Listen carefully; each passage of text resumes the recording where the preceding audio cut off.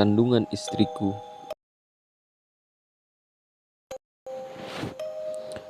Kuntilanak menginginkan kandungan istriku. Kisah nyata. Malam itu, jam menunjukkan waktu sholat Isya. Aku bergegas menuju masjid untuk melaksanakan sholat, meninggalkan istriku sendirian di rumah yang sedang mengandung anakku berusia 7 bulan. Singkat cerita, setelah melaksanakan sholat, aku langsung bergegas pulang, mengingat istriku tinggal sendirian di rumah.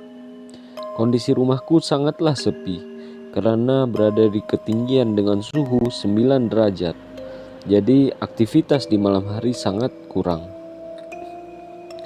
Area rumahku juga bersebelahan dengan jembatan kecil yang mengalir air sungai yang jernih. Yang di depannya terdapat sebatang pohon. Tok tok tok. Assalamualaikum. Sayang, aku pulang nih, ucapku kepada istriku. Aku melihat istriku duduk di atas kasur sambil mencengkram selimut dengan wajah murung, pucat, dan aku bertanya, "Kamu kenapa?" tanyaku. "Ayah, tadi ada setan di atas batang pohon," jawab istriku. Dengan nada ketakutan seperti orang kedinginan, aku pegang kedua ujung kakinya yang terasa sangat dingin. Aku coba menenangkan istriku dan dia menjawab, "Aku takut," ucapnya, sambil meneteskan air mata dan memeluk tubuhku yang masih menggunakan baju koko. Perlahan, aku memeluk dan mengelus kepala istriku, mencoba menenangkan dan menanyakan kejadian sebenarnya. "Emang gimana tadi?" tanyaku. "Tadi pas kamu di masjid, aku dengar ada yang memanggil, 'Kakak,' dengan nada yang sangat lembut. Aku mengira itu ada yang mau beli di konter kita. Pas aku lihat, ternyata tepat di pohon depan konter, dia menatapku dengan senyuman menyeramkan. Wajahnya putih pucat, rambutnya panjang. Semakin aku perhatikan, senyumnya lama-kelamaan hantu itu menjauh dan hilang. Selang beberapa menit sebelum kamu pulang. Mendengar itu, bulu kudukku langsung berdiri. Sudah, jangan diingat lagi. Cukup ingat Allah. Karena kita hanya makhluk Allah dan dia juga, ucapku. Tiba-tiba, kiki. Suara itu terdengar menggema. "Nah, itu kamu dengarkan ya?" tanya istriku. "Iya, aku dengar. Udah lupakan, kamu gak perlu takut. Kan ada aku di sini," jawabku. Malam itu kami pun terlelap. Singkat cerita, selang beberapa bulan, waktu yang kami tunggu telah sampai. Usia kandungan istriku mulai menunjukkan kontraksi pertanda anak kami akan segera lahir. Aku mulai cemas, khawatir, senang bercampur aduk. Sejak seharian nunggu, dokter mengatakan tunggu beberapa jam lagi.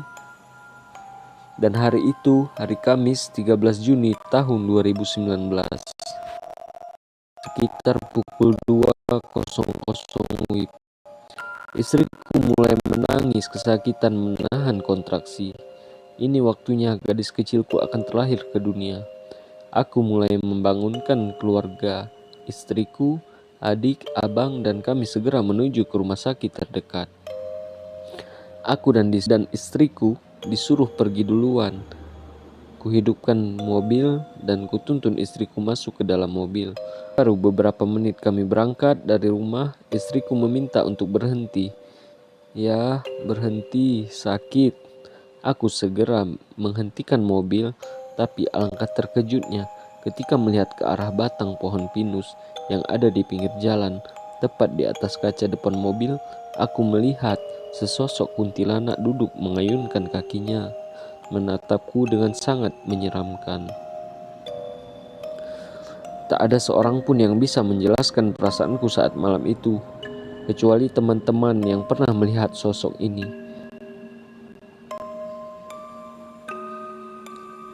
Di sini aku mulai gak karuan. Aku hanya ditemani istriku yang sedang berjuang hidup dan mati, sedangkan aku harus dihadapkan sama makhluk terkutuk ini. Demi istri dan anakku, aku harus tetap tenang meskipun keringat bercucuran.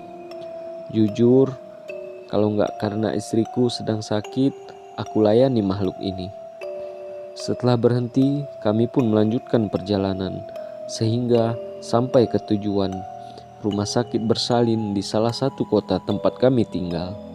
Sesampainya di depan rumah sakit, kami tidak langsung dihadapkan dengan bidan yang menangani istriku, tapi kami harus mengetuk pintu membangunkan mereka. Tok tok tok. Tidak ada jawaban. Yang ada hanya suara kiki kiki kiki kiki kiki kiki kiki kiki kiki kiki kiki menggema seperti suara ayam ketawa yang sedang berkokok. Ya, apa itu? Aduh, sakit. Sambil menahan sakit, aku gak tahu apa yang ketawa tadi. Yang jelas itu suara makhluk yang aku temui di jalan tadi. Mungkin ia juga ikut di belakang mobil kami. Seketika bidan itu datang dan memberikan kursi roda dan mempersiapkan segala keperluan dokter sembari menenangkan istriku. Bidan yang berjumlah 2 orang itu Desi dan Rina. Rina mengatakan, "Desi, aku tadi dengar suara kuntilanak ketawa. Ih, serem. Kamu dengar gak?" Tanpa dikomando, istriku menjawab, "Iya, saya dan suami juga dengar." Lalu dokter pun datang melanjutkan tugasnya. Sedangkan aku menunggu di luar dengan cemas, dan setelah aku pada malam itu mendengar suara tangisan, dan kali ini kebahagiaan yang bukan tangisan kuntilanak jahanam. Akhirnya anak gadisku lahir dengan selamat. Tangisan anak perempuanku disambut dengan azan pertanda tibanya waktu sholat subuh. Inti dari kisah ini, seberat apapun ujianmu, tetap hadapi. Ini kisah nyataku. Saat ini usia anakku sudah 6 tahun. Semoga anakku tumbuh menjadi gadis yang cantik, menjadi anak soleha dan berbakti kepada orang tuanya.